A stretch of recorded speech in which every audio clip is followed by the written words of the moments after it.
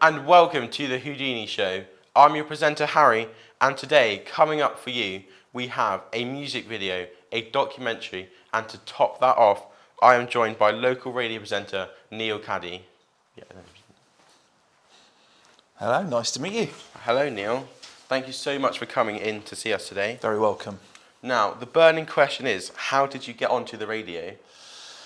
Well, funny story really. I actually started working at Pirate FM back in 1997. So my studies were in business and finance.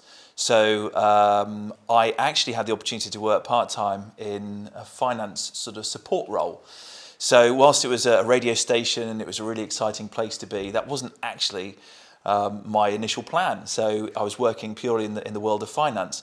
I did find out pretty quickly that finance wasn't really my strongest of points, but because it's a great place to work and everyone was very open and it was a great culture, I just started asking some questions about actually what was happening on the radio. So in a very quick space of time, I was being asked if I could help out with some bits behind the scenes, and I thought, well, why not? It's a great place to work and great people. And then I was doing some recorded elements which were playing on overnights and at weekends. And then a new programming boss joined the station, and I said, look, I've been doing a little bit of this. I'd be really interested to find out a little bit more. And at that point, didn't think I was going to hear anything at all. But he came back to me soon after and said, look, what are you doing in a couple of weekends' time? I was like, well, I'm not really quite sure. Well, what are you asking me? And he said, well, I need to have a weekend breakfast show covered. So it all happened very quickly, and I don't think I was probably best prepared, but I was given an opportunity, and I took it, and a quarter of a century later, I'm still on the radio. So I'm very thankful to be given that opportunity and still enjoying it every day. Well, that sounds like a long time. It's really exciting, yeah. I mean, it is an exciting business to be working in, and you get to meet so many great people, so I'm still enjoying it. So Pirate FM has recently changed to Hits Radio. How do you think these changes will benefit your listeners? It will. I think for some listeners who've lived with Pirate FM and grown up with Pirate FM over the years, I think it was a little bit of a shock maybe, because I think Pirate is very synonymous with Cornwall, Pirates of Penzance and so on. And I think we've done an amazing job at Pirate FM over the years to be something for everybody. And it's very sad to say goodbye to the brand. However, it's an exciting new world of radio. Radio is evolving, and it has to evolve because radio is now competing against streaming services, your Spotify's and everything which is online. So Bauer are the parent company of Hits Radio and Greatest Hits Radio. So essentially, it's become two radio stations. So whilst Pirate FM was trying to be something for everybody, what the life of a 25-year-old is completely different to the life of a 65-year-old, say. Yeah. So what the opportunity for Hits as a slightly younger radio station and what Greatest Hits as a slightly older radio station can do is actually target those audiences better. So it's a bit more focused. I mean, ultimately, the most important thing that people wanted from us as a radio station over the years is local news and information, followed by traffic and travel, and followed by music.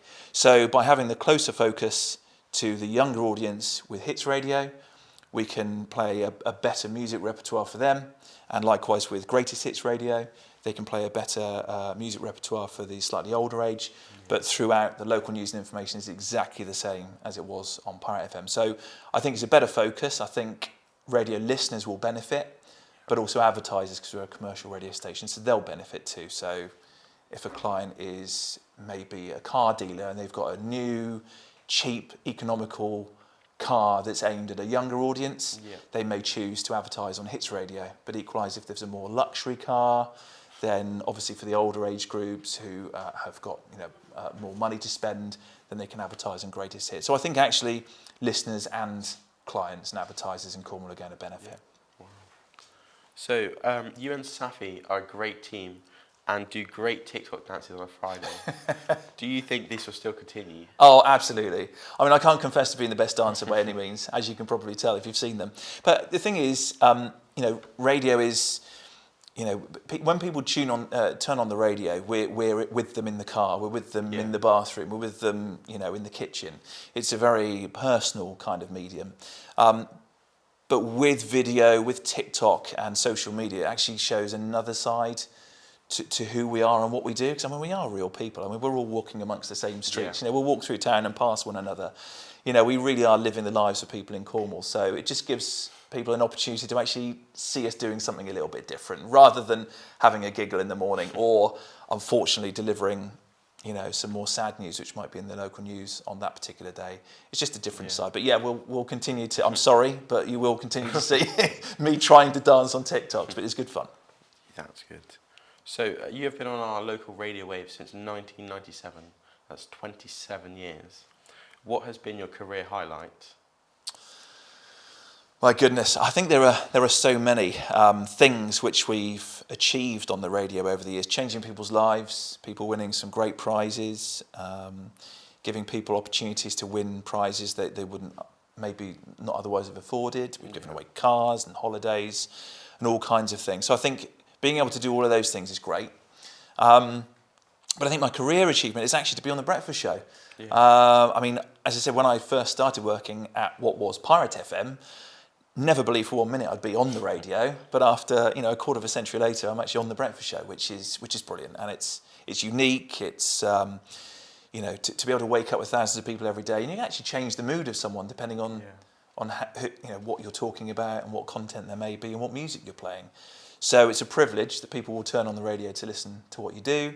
So I think two things really: one, to be on the breakfast show, and two, to be on the radio after all of these years and still enjoying it. 'Cause no 2 days are the same. Well, thank you so much for coming into our studio today, and feel free to stay around to see what's coming up next. You're very welcome. Thank you. Thank you. Thanks, Harry. Thank you. No worries. Now, made by a local student, a short documentary about the life of a music tech. Let's take a look.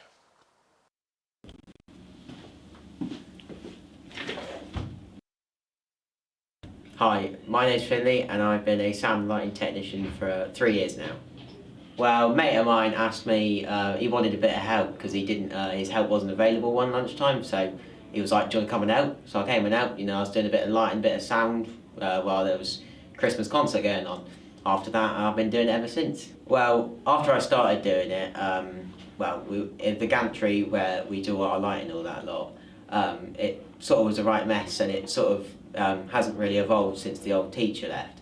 And so me and my mate, we took, you know, most breaks and lunchtimes we were there tidying it up and sorting all the lighting out, cleaning all the lights and sort of making sure everything was working. So when we did the show, the setup was easy, and you know, it sort of, over the 2 years that we were there, we really sorted it out, and the productions became a lot more high quality, and yeah, so it sort of evolved. I started off doing a bit of sound, so I was using basically a digital sound desk that we have, and then the mate of mine, he wanted to go and do the sound, so then I swapped with him, and I've been doing the lighting ever since. So I look after all the lighting that was on the gantry at the time, and so that meant I did all the rigging, you know, all the cabling, and also all the operating of the lighting desk, as well as checking all the lights and making sure they were all working. Well, as I said, I started 3 years ago, and actually it really sort of, you know, took my interest, and as I said, most breaks and lunchtimes we were sort of there, you know, and we had a really good friendship between me and the other person that was doing it, and we ended up getting a lot of opportunities. So we ended up doing a performance, a live musical, Matilda the musical, and the whole for Cornwall came in to do that with us, and they ended up letting us sort of go to their thing and looking around all the lighting and stuff like that, and we actually performed it there as well. So it's really nice to sort of use all their equipment, and we actually got to know the lighting and sound technicians there really well, and they gave us lots of advice and how we can improve our own practices. And that actually just goes to shows that, you know, anyone can do it as long as you've got the passion for it. Then yeah, it's incredibly rewarding to see what you see, and you get to, you know, do some really high stuff in, you know, yeah.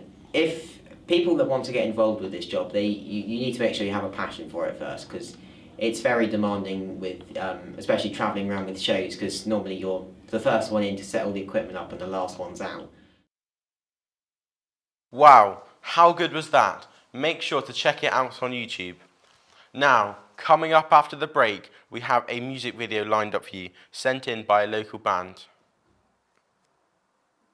Don't wake me now. This is gonna be the best day of my life. My life.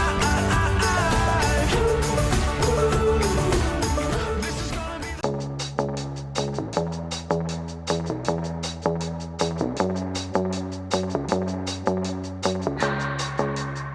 Can keep my hands on myself. Pick out dust them off, put 'em back up on the shelf. Yes, my little baby girl is in need. Am I coming out of left field? Ooh, I'm a rebel. happy together. I can't see me loving nobody but you for all my life. When you're with me, baby, the skies will be blue for all my life. Welcome back. Now that you've had your toilet breaks, let's move on to a music video sent in by local band Teenage Jesus.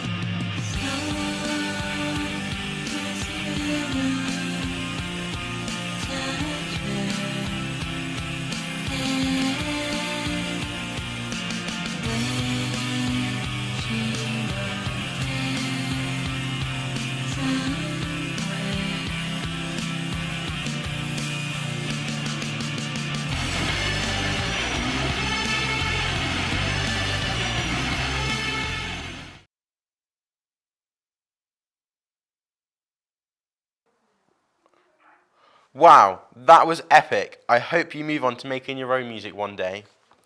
Now, unfortunately, the time has come to wrap up the show. I'd like to thank my guests, Neil Caddy, our local student, and Teenage Jesus, but also a big thank you to my amazing team who brought this show together.